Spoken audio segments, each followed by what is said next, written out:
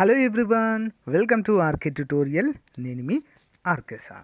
Friends, ఈరోజు AP high court ఉద్యోగాలకు సంబంధించినటువంటి ముఖ్యమైన మోడల్ పేపర్ అయితే చూద్దాము. Most important for AP police constable and SI ప్రిలిమ్స్కి కూడా చాలా బాగా యూస్ఫుల్ అవుతాయి. ఓకేనా? సో రానున్నటువంటి జూనియర్ అసిస్టెంట్ అండ్ ఎండోమెంట్ మెయిన్స్కి కూడా ఫాలో అవ్వండి ఫ్రెండ్స్. ఓకే, అప్పటి వరకు కూడా కంటిన్యూస్గానే మన వీడియోస్ అన్నీ కూడా ఉంటాయి. ఓకేనా? మరి ఇంకెందుకు లేట్ చేయకుండా కంటెంట్లోకి వెళ్ళిపోదాం. సో ముందుగా ఈ వీడియోని చూస్తున్నటువంటి అభ్యర్థులు ఇంకా ఎవరైనా మన టాప్ 25 మోడల్ పేపర్స్ తీసుకున్నట్లయితే తీసుకోండి ఫ్రెండ్స్. 100 రూపాయలకే మన యాప్లో ప్రొవైడ్ చేస్తున్నాము. ఎస్ఐ కానిస్టేబుల్ అభ్యర్థులకి టాప్ 10 మోడల్ పేపర్స్ అండి 150 రూపీస్కి ప్రొవైడ్ చేస్తున్నాము. యాప్లో ఉన్నాయి. అన్ని కోర్సెస్కి సంబంధించి ఫుల్ కోర్సు కూడా చాలా తక్కువ కాస్ట్లో నిష్ణాతులైనటువంటి ఫ్యాకల్టీ చేత అందిస్తున్నాము. ఒకసారి చూడండి. అంతేకాకుండా ఫ్రెండ్స్, మార్నింగ్ ఒక వీడియో పెట్టాను నేను. ఓకేనా? కోటప్పకొండ ఈ యొక్క పుణ్యక్షేత్రము ఎక్కడ ఉంది అని చెప్పేసి చెప్పడం అయితే జరిగిందండి. అది కడప. ఈరోజు మార్నింగ్ షిఫ్ట్లో అడగడం అయితే జరిగింది. ఓకేనా? సో శ్రీరామచంద్రుని యొక్క దేవాలయం అండి అది. ఓకే, మార్నింగే నేను పెట్టాను. సో మార్నింగ్ షిఫ్ట్లో అడగడం అయితే జరిగింది. మన కరెంట్ అఫైర్స్ కూడా ఆల్మోస్ట్ చాలా వచ్చాయని చెప్పేసి స్టూడెంట్స్ అయితే కామెంట్ రూపంలో తెలియజేస్తున్నారు. ఈరోజు నైట్ 9 o'clock 3 షిఫ్ట్లకు సంబంధించినటువంటి కీ అనాలిసిస్ అయితే చూద్దాము. ఓకేనా? ఇంకెందుకు మరి లేట్ చేయకుండా కంటెంట్లోకి వెళ్దాం. Question number 1. ఈడబ్ల్యూఎస్ వర్గం వారికి 2022-23 బడ్జెట్లో ఎన్ని నిధులైతే కేటాయించడము జరిగింది? ఎకనామికల్లీ వీకర్ సెక్షన్ వారు ఎవరైతే ఆంధ్రప్రదేశ్ రాష్ట్రంలో ఉన్నారో వారికి ఎంత మొత్తము కేటాయించారు అనేది క్వశ్చన్ అండి. Answer option 4. మరి 20,000 కోట్ల రూపాయలైతే కేటాయించడము జరిగింది. బడ్జెట్ నుంచి కంపల్సరిగా మనకు 2 లేదా 3 క్వశ్చన్స్ అడుగుతున్నారండి, గమనించాలి అందరూ కూడా. Next one. కోటప్పకొండ పుణ్యక్షేత్రము ఏ జిల్లాలో కలదు? కోటప్పకొండ పుణ్యక్షేత్రము ఆన్సర్ ఆప్షన్ 1 పల్నాడు జిల్లాలో కలదండి. ఎక్కడండి? పల్నాడు జిల్లాలో ఈ యొక్క కోటప్పకొండ పుణ్యక్షేత్రం అయితే కలదు. ఈ పుణ్యక్షేత్రాలపైన తప్పకుండా ఒక క్వశ్చన్ అడుగుతున్నారు. ఓకేనా? అంతేకాకుండా ఈరోజు జరిగినటువంటి మార్నింగ్ షిఫ్ట్లో నదులపైన 3 క్వశ్చన్స్ వచ్చాయి. ఆల్రెడీ నేను నదులపైన A to Z complete details అయితే ఇచ్చాను ఆల్రెడీ. అది చూసిన వారు 100% ఆ 3 క్వశ్చన్స్కి ఆన్సర్ చేశారంట. నాకైతే కామెంట్ అయితే చేశారు. సో గమనించాలి. మరి తెలుగు గంగా ప్రాజెక్టుకి నీరు అందిస్తున్నటువంటి నది ఏది? ఆన్సర్ ఆప్షన్ 2 అండి, కృష్ణా నది అండి, తెలుగు గంగా.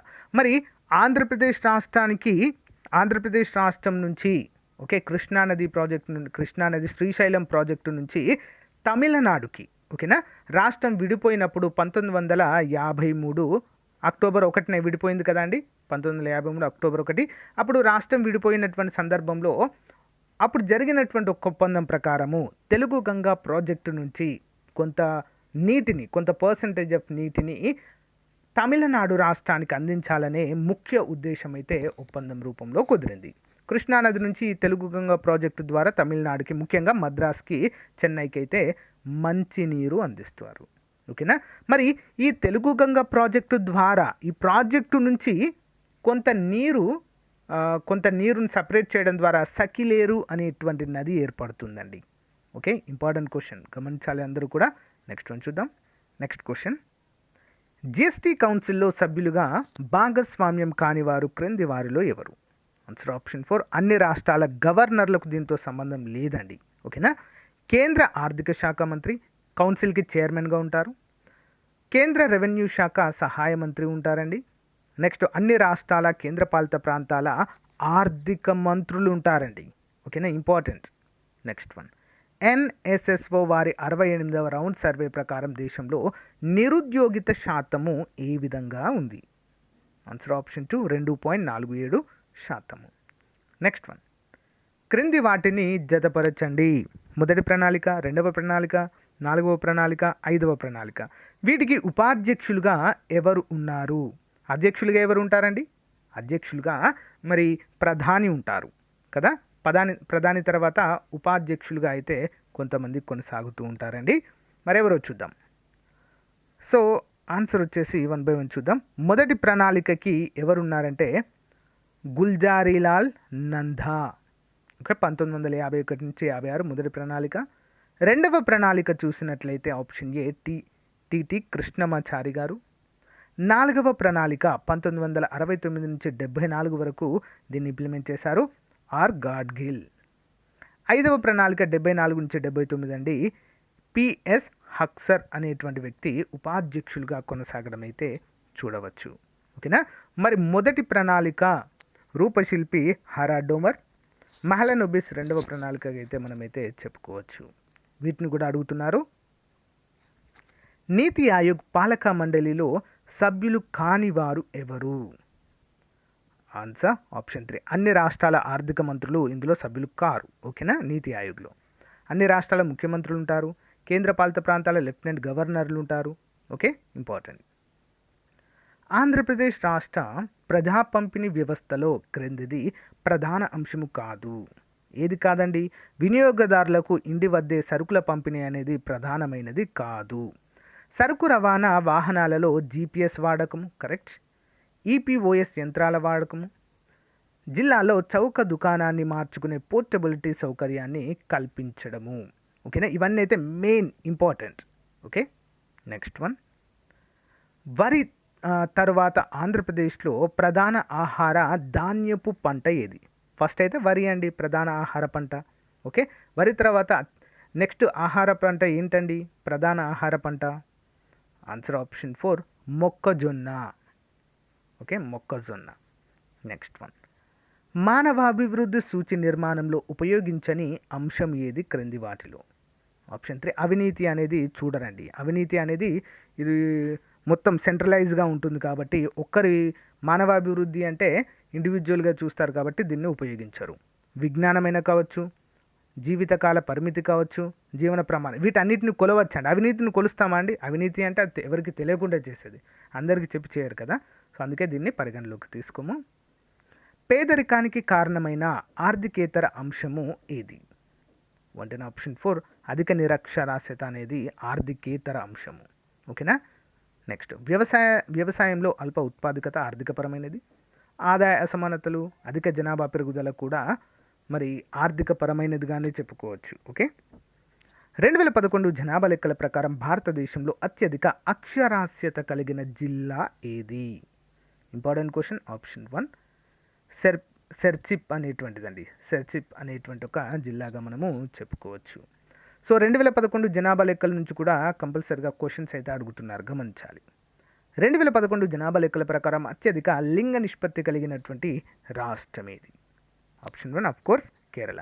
మరి అతి తక్కువ లింగ నిష్పత్తి కలిగినటువంటి రాష్ట్రం ఏంటి అంటే హర్యానా అతి తక్కువ ఉంటుంది. అతి ఎక్కువ కేరళ, అతి తక్కువ హర్యానా. Okay, next. భారత ప్రభుత్వము కృష్ణా జిల్లా మల్లపల్లి వద్ద ఏర్పాటు చేసే మెగా ఫుడ్ పార్కుకు అంచనా వ్యయము ఎంత? 113, ఆప్షన్ 2 అండి, 125.25 కోట్లు. Next one. త్రిరత్నాలు అనేవి ఏ మత పవిత్ర గ్రంథాలు? త్రిరత్నాలు ఆన్సర్ జైన మతము. త్రిపీఠకాలు అంటే త్రిపీఠకాలు బౌద్ధ మతానివి. ఓకే, త్రిపీఠకాలు. సిక్కు మతానికి ఆది గ్రంథ్, సిక్కు మతానికి ఆది గ్రంథ్గా మనమైతే చెప్పుకోవచ్చు. నెక్స్ట్ వన్ చూద్దాం. భారతదేశంలో ఏ రాష్ట్రంలో క్రైస్తవుల శాతము ఎక్కువగా ఉంది? క్రైస్తవుల శాతము. ఆన్సర్ ఆప్షన్ 1, నాగాలాండ్లో ఎక్కువ ఉంది. మొన్న రీసెంట్గా నిన్నటి షిఫ్ట్లో ఏ రాష్ట్రంలో బౌద్ధ మతస్థులు ఎక్కువగా ఉన్నారు అని అడిగారు. ఇప్పుడు క్రైస్తవులు అడుగుతున్నా అంతే. ఓకేనా. బౌద్ధ మతస్థులు ఎక్కువగా ఉన్నటువంటిది ఏంటండి? మహారాష్ట్ర. క్రైస్తవులు ఎక్కువగా ఉన్నది నాగాలాండ్. ఓకే. గృహహింస నుంచి మహిళలకు రక్షణ కల్పించే చట్టం ఎప్పుడు చేశారు? 116. ఆన్సర్ వచ్చేసి ఆప్షన్ 3 అండి, 1991. సారీ. సో గృహహింస చట్టాన్ని ఎప్పుడు చేశారండి? Answer option 3, 2005. ఈ 2005కి చాలా ఇంపార్టెన్స్ ఉందండి. జాతీయ ఉపాధి హామీ పథకం ఈ సంవత్సరంలోనే చేశారు. ఓకేనా. రైట్ టు ఇన్ఫర్మేషన్ యాక్ట్ అనేది ఈ సంవత్సరంలోనే చేశారు. ఓకే. విపత్తు నిర్వహణ అనేది ఈ సంవత్సరంలోనే ఏర్పాటు చేయడం కూడా జరిగింది. 2005కు చాలా ప్రాముఖ్యత ఉంది. Next one. స్త్రీల జాతీయ కమిషన్ను ఏ సంవత్సరంలో స్థాపించడం జరిగింది? మహిళా కమిషన్ అండి, సింపుల్గా చెప్పాలంటే 1992. Next one. మరి జాతీయ మహిళా కమిషన్ యొక్క మొట్టమొదటి చైర్పర్సన్ ఎవరు అనేది ఇక్కడ క్వశ్చన్ అండి. కామెంట్ రూపంలో తెలియచేయండి. ఓకేనా. జాతీయ మహిళా కమిషన్ యొక్క మొట్టమొదటి చైర్పర్సన్ ఎవరు? కామెంట్ రూపంలో తెలియచేయండి. ఒకవేళ మీకు తెలియకుంటే మహిళా కమిషన్ చైర్పర్సన్ అని పెట్టండి, నేను అప్డేట్ చేస్తా. ఓకే. దేశంలో అల్పసంఖ్యాకుల ప్రయోజనాలను పరిరక్షించడానికి ప్రత్యేక అధికారిని నియమించే అధికారం ఎవరికి ఉంటుంది? ఆన్సర్ ఆప్షన్ 1 రాష్ట్రపతి. నెక్స్ట్ వన్, వివాహము కుటుంబ వ్యవహారాలకు సంబంధించి వివాదాలను పరిష్కరించడానికి కుటుంబ న్యాయస్థానాల చట్టాన్ని ఆమోదించిన సంవత్సరం? ఆప్షన్ 2 అండి 1984. ఇండియా మొదట సూర్యోదయం ఏ రాష్ట్రంలో కలుగుతుంది? ఇండియాలో ఎక్కడండి? అరుణాచల్ ప్రదేశ్లో దిహాంగ్ అనేటువంటి ప్రాంతంలో, దీపు కనుమ. ఓకే, దీపు కనుమ అనేటువంటి ప్లేస్లో మొట్టమొదటిసారిగా సూర్యోదయం అవుతుంది. మరి భారతదేశంలో సూర్యోదయము ఆలస్యంగా ఎక్కడవుతుందంటే గుజరాత్లో, రాన్ ఆఫ్ కచ్ ప్రాంతంలో అండి. అరుణాచల్ ప్రదేశ్కి గుజరాత్లోని రాన్ ఆఫ్ కచ్కి మధ్య సూర్యోదయం అవ్వడానికి గల టైం తేడా ఎంత ఉంటుందంటే 2 hours, 2 గంటల టైం తేడా ఉంటుందండి. Okay, important. నెక్స్ట్ వన్, భారత భూభాగంలో హిమాలయాలు దాదాపు ఎంత విస్తీర్ణాన్ని ఆక్రమించాయి? ఆప్షన్ 2 5 లక్షల చదరపు కిలోమీటర్లు. నెక్స్ట్ వన్, పంజాబ్ హిమాలయాలు ఏ ఏ నదుల మధ్య వ్యాప్తించి ఉన్నాయి? ఆన్సర్ ఆప్షన్ 2 సింధు మరియు సట్లైజ్. నెక్స్ట్ వన్, మేఘాలయాలో నివసించే గిరిజన సముదాయాలకు సంబంధించి సరైన దానిని గుర్తించండి. ఆప్షన్ 2 కాశీలు మరియు జయంతియాలు, ఘారోలు. ఇంపార్టెంట్ క్వశ్చన్ అండి, మొన్న అడిగారండి ఈ క్వశ్చన్, తెలుసా? ఈ క్వశ్చన్ అడిగారు సేమ్. నెక్స్ట్ వన్, సుగంధ ద్రవ్యాల తయారీలో ఉపయోగించే అటవీ ఉత్పత్తి ఏది అంటే రూసా గడ్డి. ఓకే. కడప జిల్లాలో గండికోట గార్జ్ ఏర్పరిచే నది ఏది? గండికోట లోయ అని అర్థం అండి, గర్జ్. ఓకే, అంటే నది యొక్క కోతకు గురై ఏర్పడేటువంటి లోయ అని అర్థం. ఓకే. 125 ఆన్సర్ ఆప్షన్ 4 పెన్నా నది అండి, పెన్నా నది. ఇంపార్టెంట్. ఆసియాలోనే మొట్టమొదటిసారిగా నిర్మించిన రబ్బర్ డ్యామ్ పేరేంటి? రబ్బర్ డ్యామ్ ఏంటని మరి? Option 1 Janjhavathi rubber dam. Anantapur జిల్లాలో అల్ట్రా మెగా సోలార్ పార్క్ మొదటిసారిగా ఎప్పుడు విద్యుత్ ఉత్పత్తి స్టార్ట్ చేసింది లేదా ఉత్పత్తి చేసింది? 2016 ఏప్రిల్. బాబు బుడాన్ కొండలు ఏ రాష్ట్రంలో ఉన్నాయి? బాబు బుడాన్ కొండలు కర్ణాటకలో ఉన్నాయండి. బాబు బుడాన్ కొండలు ఇవి పశ్చిమ కనుమలలో ఒక భాగంగా చెప్పుకోవచ్చండి. పశ్చిమ కనుమలు ఈ విధంగా ఉంటూ వస్తుంటాయి కదండి. పశ్చిమ కనుమలు తెలంగాణలో ఉంటాయి. ఓకేనా. నెక్స్ట్ తెలంగాణలో ఉంటాయి, ప్లస్ కేరళలో ఉంటాయి, కర్ణాటకలో ఉంటాయి, మహారాష్ట్రలో కూడా ఉంటాయి. మరి ఆంధ్రప్రదేశ్లో ఏముంటాయండి? తూర్పు కనుమలు ఉంటాయండి, తూర్పు కనుమలు ఉంటాయి, Eastern Ghats. Okay. Next, Gundla Brahmeswaram sanctuary ఏ రాష్ట్రంలో ఉంది? Gundla Brahmeswaram sanctuary. Answer option 3 అండి, ఆంధ్రప్రదేశ్. అక్షాంశాల ఉనికిని బట్టి ఆంధ్రప్రదేశ్ ఏ మండలంలో ఉంది? Important question. ఆన్సర్ ఆప్షన్ 3 అయానరేఖ మండలంలో. దేశంలో మొట్టమొదటి భాషా ప్రయుక్త రాష్ట్రం ఏంటి? కోర్స్ ఆంధ్రప్రదేశ్. 1956 నవంబర్ 1వ తారీఖున భారతదేశంలోనే మొట్టమొదటి భాషా ప్రయుక్త రాష్ట్రం. ఓకే. నెక్స్ట్ వన్, ఉమ్మడి ఆంధ్రప్రదేశ్లో 1972 నుంచి 2014 వరకు జరిగిన పరిణామాలు ఏ ఏ అంశాల వారీగా 2 ప్రాంతాల మధ్య వివాదాలు తరచూ తలెత్తాయి? దట్ ఆప్షన్ 4 పైవన్నీ. నీళ్లు, నిధులు, ఉద్యోగ నియామకాలు, బదిలీలు, ప్రమోషన్లు. వీటన్నిటిపైన 1972లో మొదటిసారిగా ఆంధ్రప్రదేశ్లో రాష్ట్రపతి పాలన విధించారు. 2014లో కూడా రాష్ట్రపతి పాలన విధించారు. ఓకే. నెక్స్ట్ వన్, ఆంధ్రప్రదేశ్లో కలిపిన 7 మండలాలు క్రింది వాటిలో ఏవి?